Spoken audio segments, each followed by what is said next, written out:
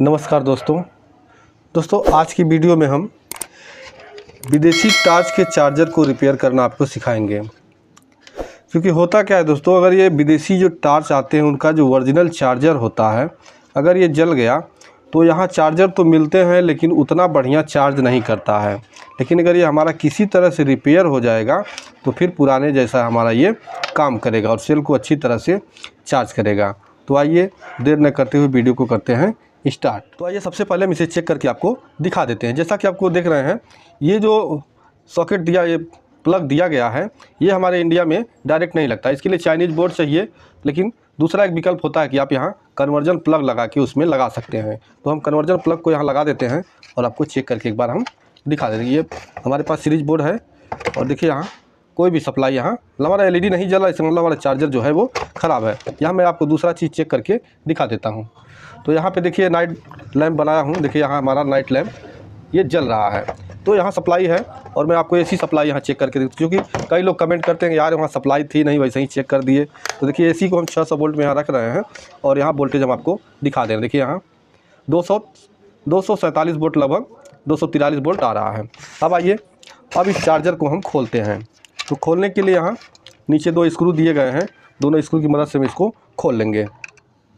तो यहाँ खोल लेने के बाद देखिए हमारा ये प्लेट बाहर आ गया।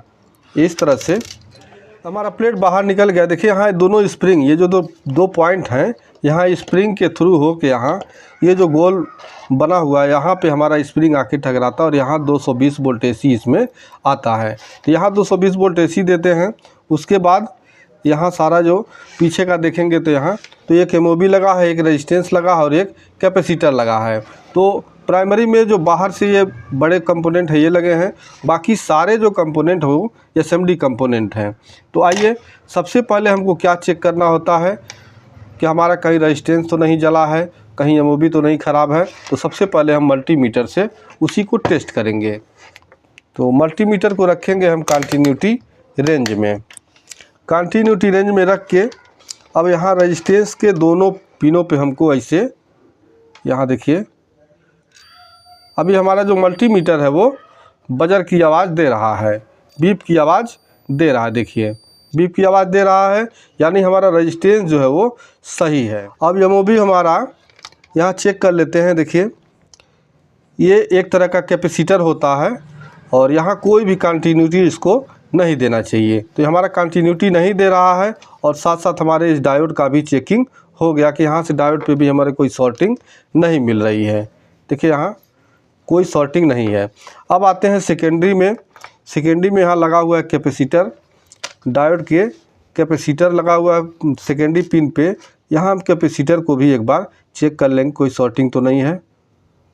यहाँ इधर से कुछ नहीं बताया और दूसरे साइड मीटर प्लॉट पलट के हम चेक करेंगे।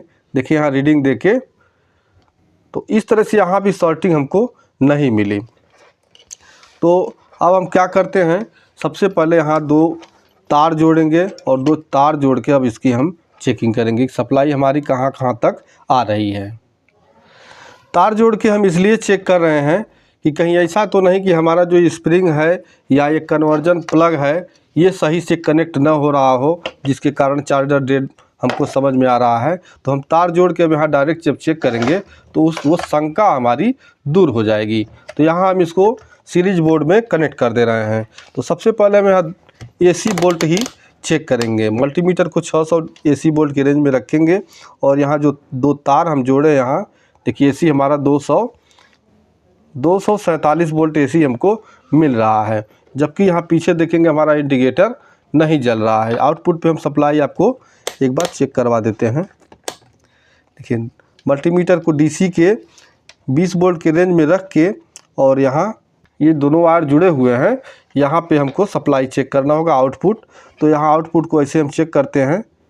देखिए यहाँ कोई भी सप्लाई हमको नहीं मिल रही है।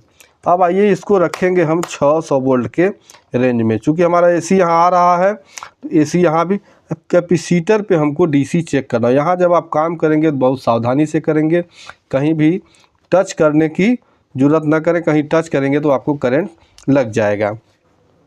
तो देखिए यहाँ हम कैपेसिटर पे चेक कर रहे हैं सप्लाई। तो यहाँ हमको 347 वोल्ट हमको डीसी मिल रहा है, यानी जो कैपेसिटर पे डायोड के आउटपुट पे और कैपेसिटर पे हमको डीसी 300 से ज़्यादा वोल्ट मिल रहा है और एसी हमारा जो आ रहा है वो 247 वोल्ट, यानी हमारा यहाँ तक का सर्किट काम कर रहा है। अब हम यहाँ सप्लाई निकाल लेते हैं, क्योंकि बिना सप्लाई निकाले यहाँ कुछ भी पार्ट आप चेक नहीं कर पाएंगे। सप्लाई निकाल के कैपेसिटर यहाँ चार्ज होगा तो यहाँ किसी भी चिमटी या इस प्लाट की मदद से देखिए इस तरह से आपको शॉर्ट कर देना है, नहीं तो ये चार्ज जब सप्लाई हमारी यहाँ नहीं रहती है तो ये कैपेसिटर चार्ज रहता है, आपको करंट लग जाएगा। अब हम मल्टीमीटर को रखेंगे कंटिन्यूटी रेंज पे, कंटिन्यूटी रेंज पे रख के तो दोस्तों यहाँ तक हमको डीसी सप्लाई कंप्लीट मिल रही है। तो अब हमें यहाँ एक डायोड है, इसको चेक कर लेते हैं। देखिए इधर से रीडिंग दिया और दूसरे साइड से हम चेक कर लेते हैं, दूसरे साइड से रीडिंग नहीं दे, मतलब ये हमारा डायोड सही है। बाकी यहाँ और कोई पार्ट हमको जले नहीं दिख रहे हैं।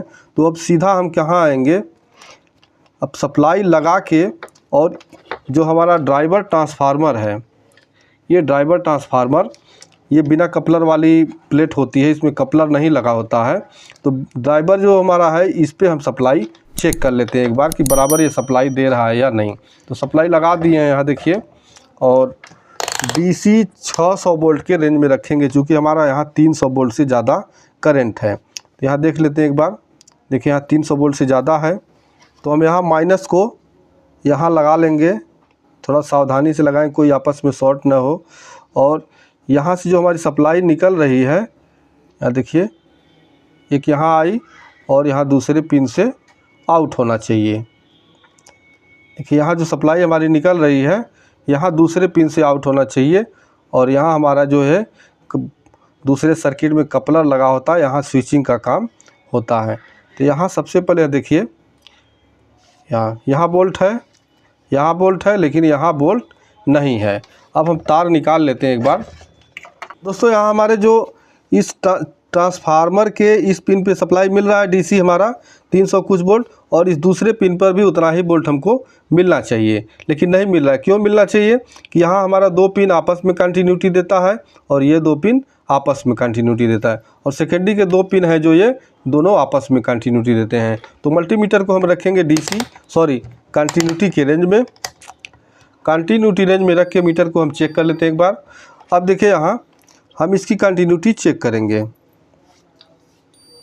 ये दो पिन जो है आपको नज़दीक से दिखा दें, ये दो पिन आपस में कंटिन्यूटी दे रहे हैं, बीप की आवाज़ आपको सुनाई दे रही होगी। और दूसरा ये जो है ये कंटिन्यूटी नहीं दे रहा है। अब सेकेंडरी में चेक कर लेते हैं, देखिए यहाँ ये आपस में कंटिन्यूटी दे रहे हैं। अब हम क्या करते हैं, इस ट्रांसफार्मर को पहले बाहर निकालेंगे। तो यहाँ मैंने डीसोल्डर पंप की मदद से इसका पिन सब आउट कर लिया हूँ। अब इस ट्रांसफार्मर को हम निकाल लेते हैं। देखिए हमारा ड्राइवर ट्रांसफार्मर बाहर आ गया है। अब यहाँ हम इसकी कंटिन्यूटी चेक करते हैं। ये दो पिन आपस में देनी चाहिए, नहीं दे रही है, और ये दो पिन आपस में कंटिन्यूटी देना चाहिए, हमारा दे रहा है। दोस्तों होता क्या है कि लंबे समय तक चलते चलते एक कार्बन लग जाता है, कार्बन लग के भी ये ख़राब हो जाता है। थोड़ा हम ध्यान से देखने की कोशिश करेंगे कि हमारा कोई पिन अगर जुड़ने लायक होगा तो इस चार्जर को हम रिपेयर कर पाएंगे, अन्यथा ये दूसरा हमको लगाना पड़ेगा। तो दोस्तों यहाँ जो तार है, यहाँ देखिए आप यहाँ देखिए जो ये तार दिख रहे हैं, इन तारों को हमको ऐसे थोड़ा थोड़ा हिला के देखना होगा।